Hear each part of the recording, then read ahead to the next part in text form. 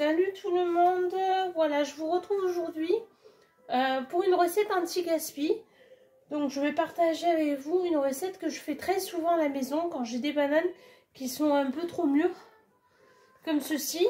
Et bien voilà, je les écrase. Donc je vais les écraser et je vais faire une recette que les enfants ils adorent avec des pépites de chocolat et tout. Et en fait moi ce que je fais c'est que la recette c'est basée pour 200 g de bananes. Mais je fais toujours à peu près 400 g parce que au moins j'en ai pour 2 jours. Pendant 2 jours, j'ai le goûter qui est prêt pour la famille. Et du coup, les enfants, comme ça, au moins je suis tranquille. Pas besoin de faire à manger. Faire un gâteau chaque jour, quoi. Quand je fais, j'essaye de faire pour 2 quantités. Et comme ça, au moins ils sont tranquilles pendant 2 jours. Ils ont des cookies. Sauf si on a des copains qui viennent, bien sûr. Donc voilà, c'est très simple. Tu prends une fourchette, tu écrases en tout petits morceaux toutes tes bananes. Voilà, que ce soit bien écrasé. Après, si tu aimes les morceaux, tu peux laisser des petits morceaux. Mais eux, ils n'aiment pas trop. Donc voilà, hop, j'ai tout écrasé. J'ai mis 400 g de bananes. Là, normalement, c'est 150 g de sucre. Mais bon, je pense qu'on va en mettre un peu moins parce que ça fait trop sucré après. Hein. Enfin, moi, c'est mon avis. En plus, c'est du sucre roux. Donc, je vais mettre à peu près voilà, 70-80 g de sucre roux parce que ça sucre nettement plus que le sucre blanc. Donc, je vais mélanger avec ma fourchette. Voilà. En mélangeant, j'écrase encore un peu. Voilà, parce que comme ça, ça me permet de finir bien écraser. Vous allez voir comment ça fait. Voilà, hop là, tac. Voilà.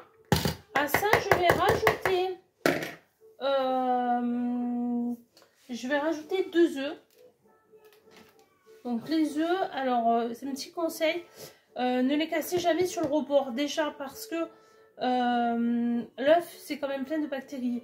Et donc, ça risque de tomber dans vos aliments. C'est un peu dommage. Vous risquez en plus d'abîmer le bord. Donc moi, il y a 2 solutions. Soit vous prenez le manche de votre fouet et vous tapez comme ceci. Hop, ça fait une fente. Vous voyez, hop. Et du coup, vous allez pouvoir tout simplement casser votre œuf comme ceci. Ou alors, si vous n'avez pas de manche suffisant, vous prenez 2 œufs et vous les cognez les uns contre les autres. Vous allez voir, il y en a un qui est intact et l'autre il est cassé. Et voilà, c'est une petite astuce. Voilà, et vous mettez votre œuf comme ceci. Vous reposez l'autre, impeccable. Donc j'ai mis mes 2 œufs. Maintenant je prends mon fouet. Je vais venir mélanger mes 2 œufs avec mon sucre et mes bananes. Voilà, comme ceci. Tenez, hop, je vous montre. Ensuite, alors, je regarde un petit peu la recette parce que c'est une recette que je fais tout le temps. Mais là, j'ai un petit trou de mémoire. Donc, je vais rajouter, voilà, c'est ça, c'est 170 g de farine. Donc, normalement, c'est 170 g de farine. Mais comme j'ai mis double quantité de bananes, je vais mettre le double, donc 2 fois 170 g. Donc, vous pouvez très bien remplacer la farine par de la farine sans gluten, maïzena ou farine de riz ou farine de coco, voilà. Vous pouvez faire moitié-moitié aussi. Souvent, je le fais ça. Je fais moitié farine de blé et maïzena. Comme ça, c'est un peu plus léger. Donc là, j'ai mis 170 g. Je vais mélanger dans un premier temps cette première partie. Je mélange en 2 fois parce que sinon, ça va faire plein de grumeaux. Et moi, je ne veux pas de grumeaux. Donc, voilà. Hop. Voilà la recette. Et je remets 170 g. Donc, je fais la tarte sur ma balance. Comme ça, sûr, je ne me trompe pas. Et comme ça, j'ai pas besoin de faire de calcul. Donc, 170 g de farine. Je vais rajouter à ça, je vais rajouter, moi, 2 sachets de levure. Donc, comme je vous disais, moi, je vais rajouter 2 sachets de levure.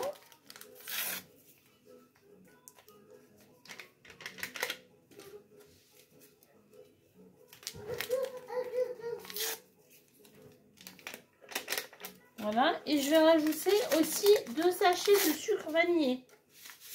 Si vous en avez qu'un, vous en mettez qu'un, mais moi j'en ai 2. Donc je vais mettre 2 sachets de sucre vanillé. Tout simplement. Et je vais continuer à mélanger ma préparation. Voilà. Hop là.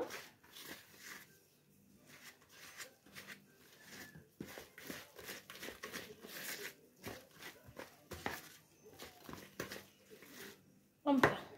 Voilà, la préparation est prête. Et à ça, je vais rajouter donc 70 g de beurre. Donc normalement multiplié par 2, ça fait à peu près 150 g. Moi, je trouve que ça fait trop.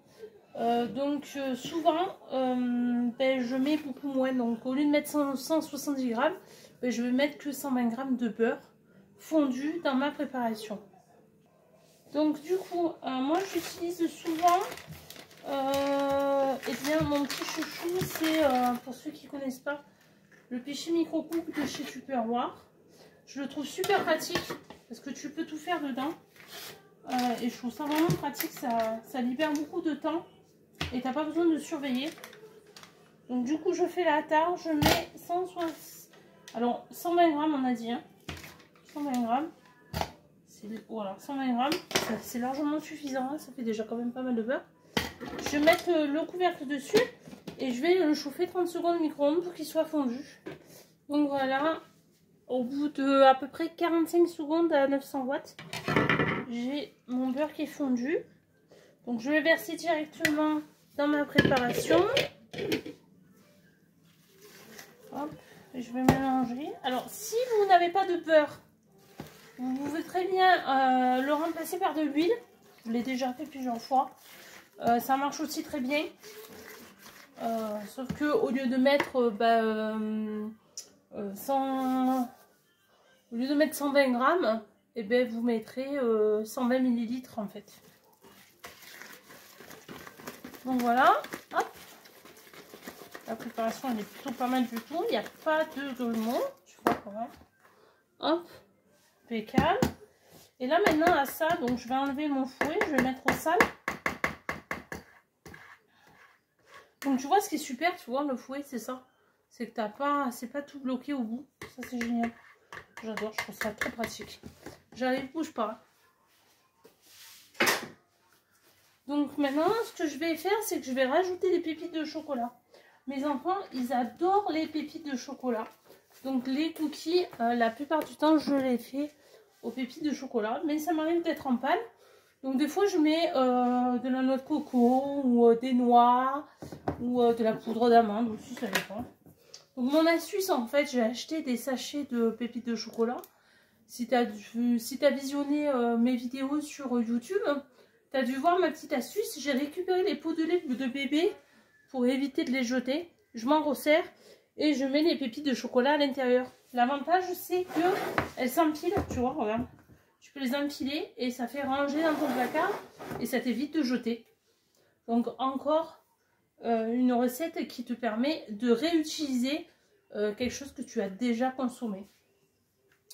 Donc là, je vais mettre, normalement, c'est 125 grammes par quantité de recette. Vu que j'ai multiplié par 2, normalement, c'est 250 grammes. Donc on va voir combien ça fait, 250 grammes de pépites de chocolat. Je pense qu'on va mettre un peu plus. Je pense qu'on va mettre 300 grammes parce qu'on est gourmand. Allez, 350 grammes. 350 grammes. Oh, c'est pas grave. Allez, 360 grammes de pépites de chocolat. Après, si tu n'as pas de pépites de chocolat, tu peux prendre une tablette de chocolat noir. Et avec ton couteau, crac, tu la râpes comme ça. Alors, ça ne fera pas effet pépite. Hein, ça fera des petits morceaux de chocolat fondu dans ton cookie. Mais ça le fait aussi, quoi. Donc voilà, tu vois, ça fait à peu près ça, 360 grammes à peu près de pépites de chocolat parce qu'on est très très gourmand. D'habitude j'en mets beaucoup moins, mais là bon, j'ai envie de leur faire plaisir de temps en temps quand je peux, voilà, je leur mets un peu plus. Mais après si t'en as moins, ça marche très bien aussi, hein. J'en mets moins ou tu mets ce que t'as. Voilà, si t'as pas de pépites de chocolat, tu peux mettre des carrés de chocolat, tu peux mettre voilà, tu peux mettre des noix, tu peux mettre des noisettes, de la poudre d'amande. Tu mets ce que tu veux, en fait, ce que tu as dans tes placards. Alors après, si cette recette elle t'a plu, n'hésite pas, regarde le résultat, c'est pas mal du tout. Si cette recette t'a plu, n'hésite pas à me mettre un petit pouce bleu et à t'abonner à ma chaîne. Parce que c'est grâce à toi que ça me permet de continuer à pouvoir faire cette chaîne. Et puis n'hésite pas à partager avec ton entourage mes recettes du quotidien. Voilà. Comment réaliser des économies. Donc voilà, ma préparation elle est prête. Donc là, moi ce que j'ai fait, j'ai préchauffé pour te montrer. Voilà, hop. J'ai préchauffé mon four avec cuisson en haut et en bas à 250 degrés. Je vais le préchauffer à peu près pendant 5 minutes. Ce qui va me permettre de me laisser le temps de faire les tas, des petits tas de cookies sur ma plaque. Et après, je vais l'enfourner dans le four pendant à peu près 5 minutes en baissant la température à 180 degrés. Parce que le but, c'est que ça ne crame pas, bien sûr. Voilà, en baissant la température à 180 degrés.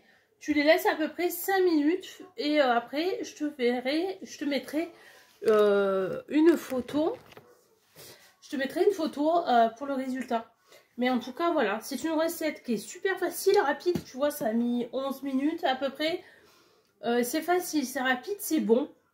Les enfants, ils se régalent. Tu peux la conserver. Alors moi, je te montre, je le conserve là-dedans. Hop là. Je le conserve là-dedans, tu vois. Alors, je les laisse refroidir. Une fois qu'ils sont froids, je les mets à l'intérieur. Il faut qu'ils soient froids. Il ne faut pas qu'ils soient chauds, sinon ça va condenser. L'humidité va les faire moisir. Donc, je les mets froids là-dedans. Je mets le couvercle et je les consomme. Alors, normalement, je t'avouerai qu'au bout de 2 jours, il n'y a plus rien. Tout le monde a tout mangé. Mais je peux les conserver jusqu'à 4 jours facile dedans. Dans le petit pot. Et du coup, pendant 2-3 jours, j'ai le goûter qui est prêt. Des fois, ils mangent même ça au petit déjeuner avec un verre de lait. C'est topissime, c'est rapide, c'est facile, c'est efficace. Ça coûte pas grand chose parce que finalement, ça me permet d'utiliser mes bananes qui sont abîmées et de ne pas les jeter. Et surtout, quelque chose de très important, ne jetez pas vos pots de banane. Et la peau de banane là qu'on a utilisée, surtout ne la jetez pas. Je vais vous montrer comment faire pour la recycler et c'est juste génial. Donc voilà. Bon écoute, je vais te laisser. Je te souhaite une excellente journée. J'espère que ma vidéo t'a plu. Si la recette t'a plu, n'hésite pas à la partager, à cliquer sur liker, soit un pouce, soit un cœur. Si tu veux me mettre un commentaire pour me dire toi, quelle est ta recette favorite avec des bananes trop mûres? Avec plaisir, ça me fera plaisir d'avoir un petit commentaire et de savoir un peu ce que toi tu prépares. Et puis n'hésite pas à t'abonner à ma chaîne pour ne rien oublier de comment réaliser des économies au quotidien sans jeter, par exemple nos bananes trop mûres. Une petite dernière chose, je te disais, pour les pots de bananes. Donc moi ce que je fais, je réutilise mes bouteilles d'eau minérale, d'accord? Je réutilise, je mets de l'eau, je prends mes pots de bananes et tu vas me dire mais à quoi ça sert de récupérer ces pots de bananes pour les mettre dans une bouteille? Tu vas voir. Donc je mets mes pots de bananes à l'intérieur. Donc là j'en ai qu'une, mais je vais faire une autre recette. Donc je vais utiliser forcément les bananes que j'ai. Donc je remettrai 2 ou 3. Donc tu mets à peu près 2 ou 3 pots de bananes dans ta bouteille, d'accord? Ta bouteille, tu vas la mettre sous ton évier, dans ton cellier, dans ton garage, dans un endroit à l'abri de la lumière. Tu vas la garder à peu près 3-4 jours à l'abri de la lumière. Tu peux garder jusqu'à 1 semaine, voire plus, hein. Il n'y a pas de problème. Et en fait, ça va être de l'engrais naturel. Tu vas le mettre dans tes plantes, tu vas le mettre dans ton potager. Et en fait, cet engrais naturel va te permettre d'améliorer la pousse de tes fleurs, de ton potager. Ça poussera mieux et plus vite puisque les peaux de banane c'est bourré de vitamines et du coup ça va apporter si tu veux de l'eau avec des nutriments et des vitamines à tes plantes. Elles adorent ça et ça te permet de ne pas jeter tes peaux de banane.